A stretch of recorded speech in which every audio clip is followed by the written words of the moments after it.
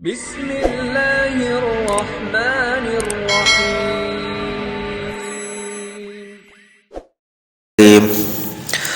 اما بعد فاعوذ باللہ من الشیطان الرجیم بسم اللہ الرحمن الرحیم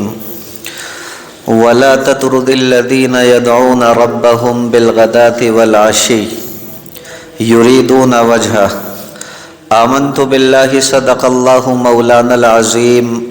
وصدق رسوله النبی الکریم ونحن على ذلك من الشاہدین والشاکرین والحمد للہ رب العالمین۔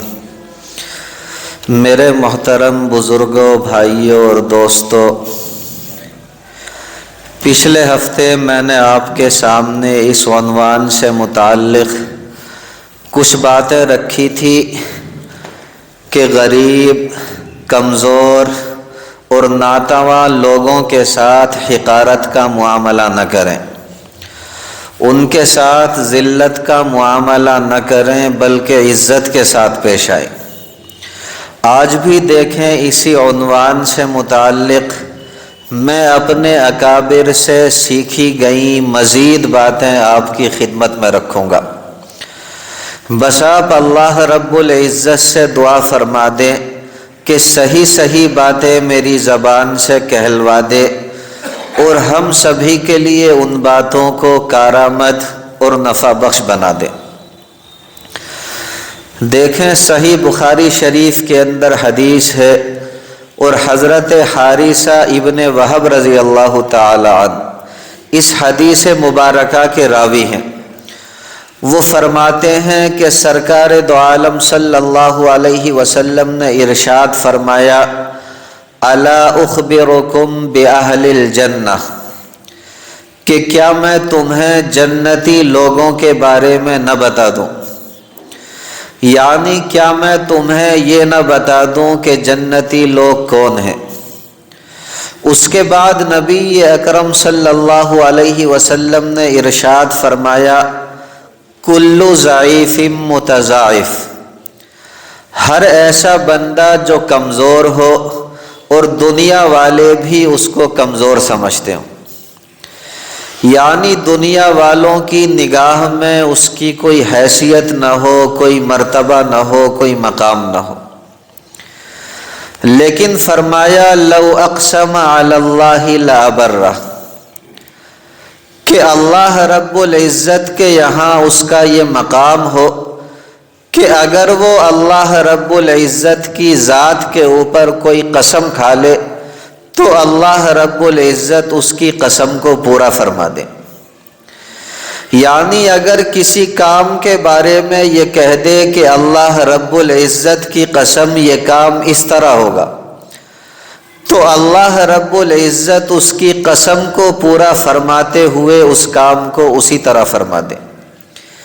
یہاں تک اس حدیث مبارکہ کی تشریح اور وضاحت پچھلے ہفتے میں نے آپ کے سامنے کی تھی۔ آج باقی جو حدیث مبارکہ ہے اس سے متعلق وضاحت اور تشریح آپ کے سامنے رکھوں گا۔ اللہ رب العزت ہر مومن کو نصیحت کی دولت سے مالا مال فرما دے۔ دیکھیں اس کے بعد سرکار دو عالم صلی اللہ علیہ وسلم نے ارشاد فرمایا، وَأَلَا أُخْبِرُكُمْ بِأَهْلِ النَّارِ، اور کیا میں تمہیں نہ بتا دوں کہ جہنمی اور دوزخی کون لوگ ہیں؟ یعنی کیا میں تمہیں اس بارے میں خبر نہ دے دوں کہ جہنمی کون کون لوگ ہیں؟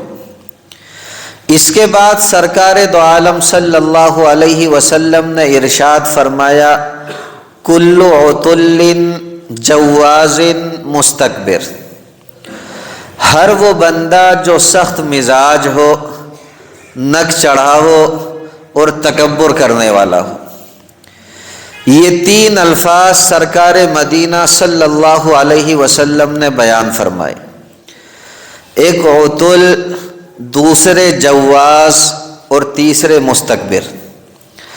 اور تینوں کے بارے میں فرمایا کہ یہ تینوں کے تینوں افراد جہنمی ہیں، دوزخی ہیں۔ دیکھیں عتل کہتے ہیں ایسے بندے کو جو سخت مزاج ہو، اردو میں جسے ہم کہتے ہیں کھردرا آدمی، ایسا آدمی کہ جب بات کرے تو لٹ مارے، ایسا آدمی جب بھی کسی سے بات کرے سختی سے کرے، نرمی سے بات کرنے کے لیے تیار نہ ہو، ایسا آدمی کہ جب بھی بات کرے غصے سے کرے اور لوگوں کو اپنی نگاہوں میں حقیر سمجھتا ہو، ذلیل سمجھتا ہو، چھوٹا سمجھتا ہو، ایسے آدمی کو کہتے ہیں عتل۔ اور دوسرا لفظ سرکار دو عالم صلی اللہ علیہ وسلم نے ارشاد فرمایا جواز۔ جواز کے معنی آتے ہیں نک چڑھا آدمی، ایسا آدمی جس کی پیشانی کے اوپر ہر وقت بل پڑے رہتے ہوں، معمولی حیثیت کے لوگوں سے بات کرنے کے لیے تیار نہ ہو، کمزور، کم حیثیت اور کم رتبہ لوگوں سے بات کرنے میں اپنی توہین سمجھتا ہو، ہر وقت اکڑتا رہتا ہو، اردو میں جسے ہم کہتے ہیں کہ شیخی باز آدمی۔ اور تیسرا لفظ سرکار دو عالم صلی اللہ علیہ وسلم نے ارشاد فرمایا مستکبر۔ مستکبر کے معنی آتے ہیں تکبر کرنے والا، ایسا بندہ جو صرف اپنے کو بڑا سمجھتا ہو، باقی دوسروں کو چھوٹا سمجھتا۔ یہ تین الفاظ سرکار دو عالم صلی اللہ علیہ وسلم نے ارشاد فرمائے، اور تینوں کے بارے میں ارشاد فرمایا کہ یہ تینوں کے تینوں افراد جہنمی ہیں۔ اللہ رب العزت ہم سب کی حفاظت فرمائے۔ آپ دیکھیں اس حدیث مبارکہ کے اندر، اس حدیث مبارکہ کے اندر سرکار دو عالم صلی اللہ علیہ وسلم نے اشارہ دے دیا کہ غریب اور مسکین لوگوں کو کم حیثیت اور کم رتبہ سمجھ کر ان کی حقارت اپنے دل کے اندر بالکل نہ لائیں، اس لیے کہ یہ لوگ اللہ رب العزت کے یہاں بڑی ہی فضیلت والے ہیں۔ آپ دیکھیں نبی اکرم صلی اللہ علیہ وسلم کے اوپر جو صحابہ کرام رضوان اللہ علیہ مجمعین ایمان لائے، ان میں ہر طرح کے لوگ تھے، ان میں مالدار لوگ بھی تھے، غریب لوگ بھی تھے، بلکہ زیادہ تر جو تعداد تھی وہ ایسے صحابہ کرام کی تھی جو مالی اعتبار سے بڑی حیثیت نہیں رکھتے تھے،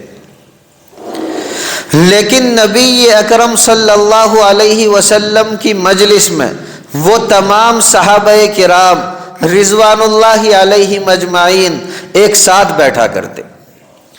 آپ کی مجلس میں جہاں عثمان غنی رضی اللہ تعالی عنہ بیٹھے ہوتے، جہاں عبد الرحمن ابن عوف رضی اللہ تعالی عنہ بیٹھے ہوتے جو دنیاوی اعتبار سے صاحب ثروت تھے، اسی طرح مال و دولت کے مالک تھے، وہیں دوسری طرف سیدنا بلال حبشی رضی اللہ تعالی عنہ، اسی طرح سلمان فارسی رضی اللہ تعالی عنہ، اسی طرح صہیب رومی رضی اللہ تعالی عنہ بھی بیٹھے رہا کرتے، جو کبھی 2-3 دن کے فاقے سے ہوتے تھے۔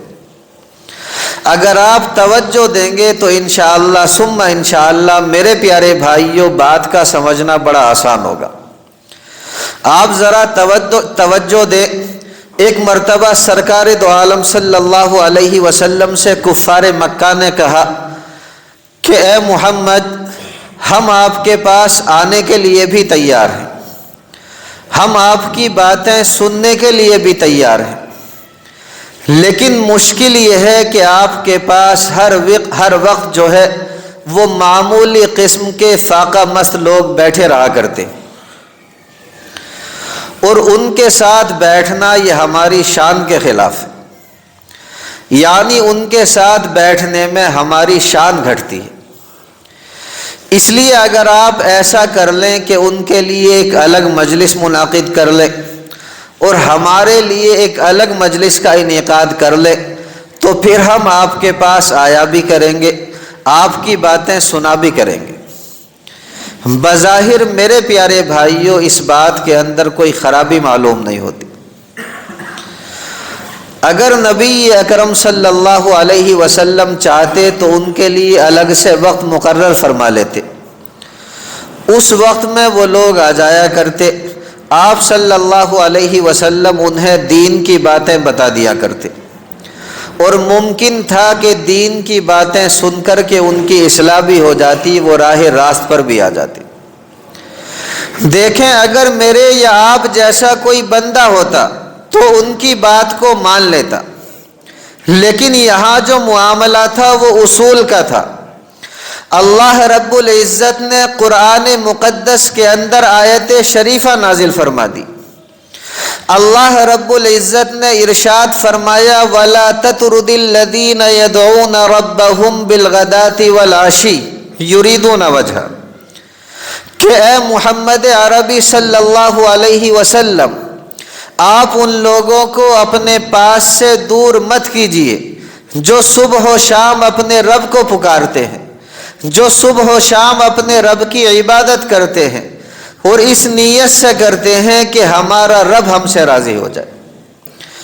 اس آیت شریفہ کے نازل ہونے کے بعد آپ صلی اللہ علیہ وسلم نے ان کفار مکہ سے کہا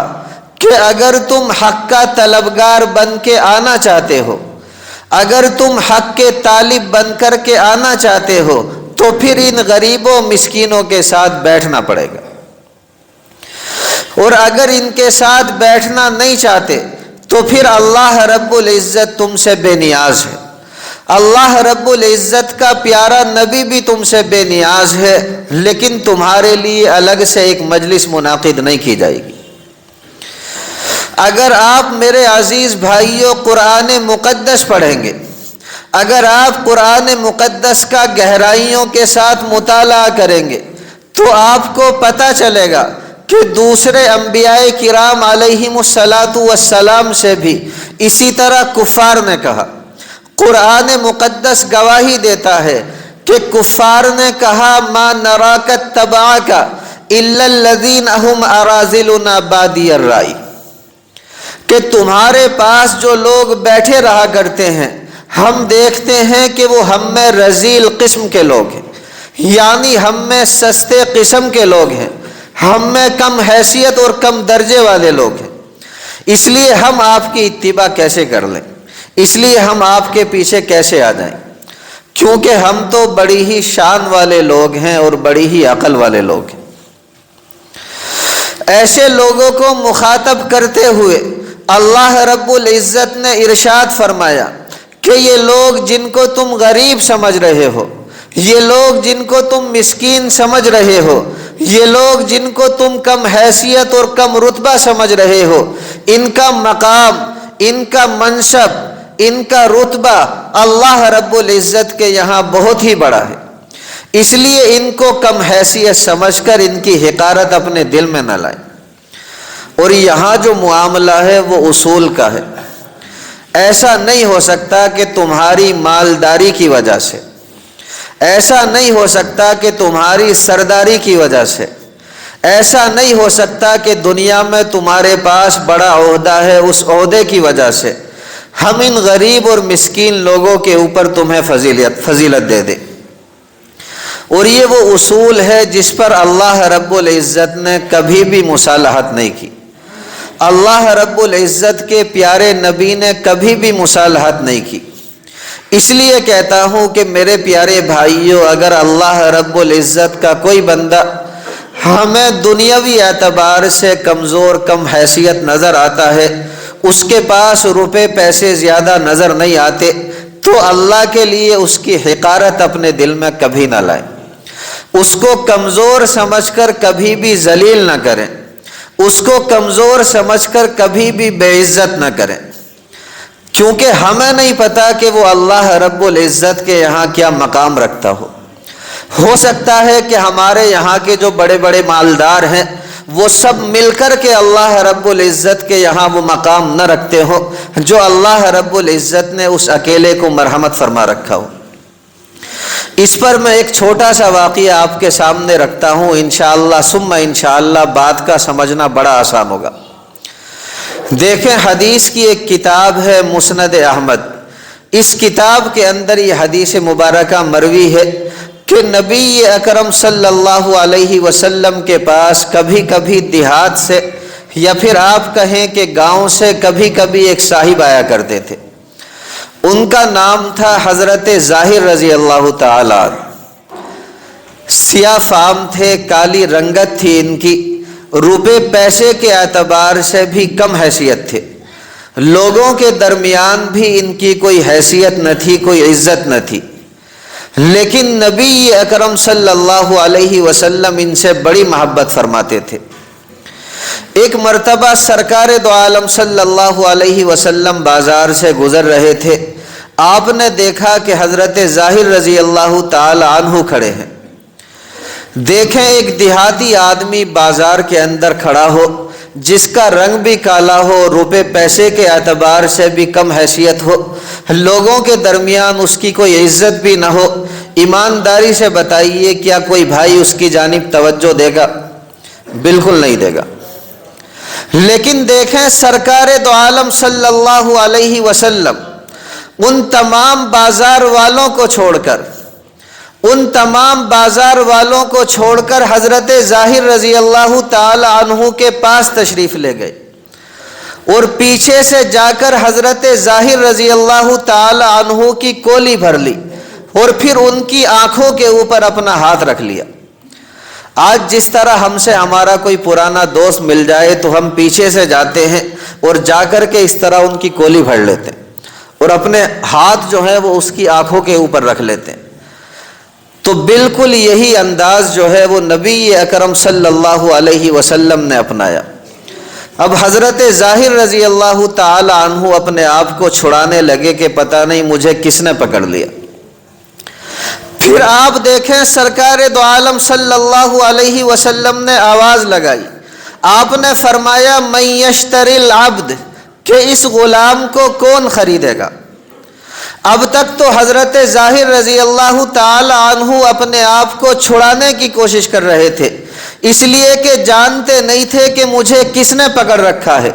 لیکن جیسے ہی سرکار دو عالم صلی اللہ علیہ وسلم کی آواز سنی، آپ پہچان گئے کہ سرکار دو عالم صلی اللہ علیہ وسلم ہیں. اب اپنے آپ کو چھڑانے کی بجائے اپنے آپ کو اور بھی زیادہ پیچھے کو کرنے لگے تاکہ آپ کی کمر جو ہے وہ نبی اکرم صلی اللہ علیہ وسلم کے مبارک جسم سے مل جائے. اور اس کے بعد بہت ہی ادب سے سرکار دو عالم صلی اللہ علیہ وسلم سے عرض کرنے لگے، اے نبی اکرم صلی اللہ علیہ وسلم، اگر آپ مجھے غلام بنا کر کے بیچیں گے تو میری جو قیمت ہے وہ بہت ہی کم لگے گی. اس لیے کہ ایک دیہاتی آدمی ہوں، کالا کلوٹا ہوں، لوگوں کے درمیان بھی کوئی حیثیت نہیں، روپے پیسے کا بھی مالک نہیں. تو جو بھی بندہ میری قیمت لگائے گا وہ بہت ہی کم لگائے گا.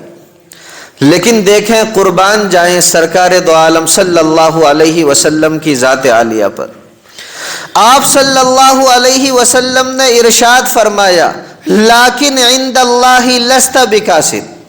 اے ظاہر ان دنیا والوں کے یہاں تمہارا کوئی مقام ہو نہ ہو، یہ دنیا والے تمہاری کوئی حیثیت سمجھتے ہو نہ ہو، لیکن یاد رکھو اللہ رب العزت کے یہاں تمہاری حیثیت کچھ کم نہیں بلکہ بہت بڑی ہے. آپ اندازہ لگائیں اس بازار کے اندر بڑے بڑے تاجر بیٹھے ہوں گے، اس بازار کے اندر بڑے بڑے روپے پیسے والے بیٹھے ہوں گے، ان تمام کو چھوڑ کر ایک حضرت ظاہر رضی اللہ تعالی عنہ کا دل رکھنے اور ان کو بشارت دینے کے لیے آپ صلی اللہ علیہ وسلم ان کے پاس تشریف لے گئے اور ان کے ساتھ اس طرح پیش آئے جس طرح انسان جو ہے وہ ایک بے تکلف دوست کے ساتھ پیش آتا ہے. بلکہ آپ صلی اللہ علیہ وسلم تو ہمیشہ یہ دعا مانگا کرتے، ترمذی شریف کے اندر یہ حدیث ہے، آپ یہ دعا مانگا کرتے اللہم احیینی مسکینا، اے اللہ آپ مجھے مسکین بنا کر کے زندہ رکھنا، وَأَمِتْنِي مسکینا، اور مسکین بنا کر کے ہی مجھے موت دینا. اور فرمایا وَاحْشُرْنِي فِي زُمْرَةِ الْمَسَاكِينِ یوم القیامہ، اور کل آخرت میں آپ میرا حشر جو ہے وہ بھی مسکینوں کی جماعت کے ساتھ ہی کرنا. تو میرے پیارے بھائیوں، پھر یہی جملہ کہتا ہوں کہ آج اگر ہمیں اللہ رب العزت کا کوئی بندہ دنیاوی اعتبار سے کمزور نظر آئے تو اسے دنیاوی اعتبار سے کمزور سمجھ کر اس کی بے عزتی نہ کیا کریں، کیونکہ پتہ نہیں کہ وہ اللہ رب العزت کے یہاں کیا مقام رکھتا ہو۔ آنے والے ہفتے انشاءاللہ ثم انشاءاللہ اس کو اور تفصیل سے آپ کے سامنے رکھیں گے۔ اللہ رب العزت مجھ سمیت ہر مومن کو کہنے سننے سے زیادہ عمل کی توفیق مرحمت فرما دے۔ وما علینا الا البلاغ۔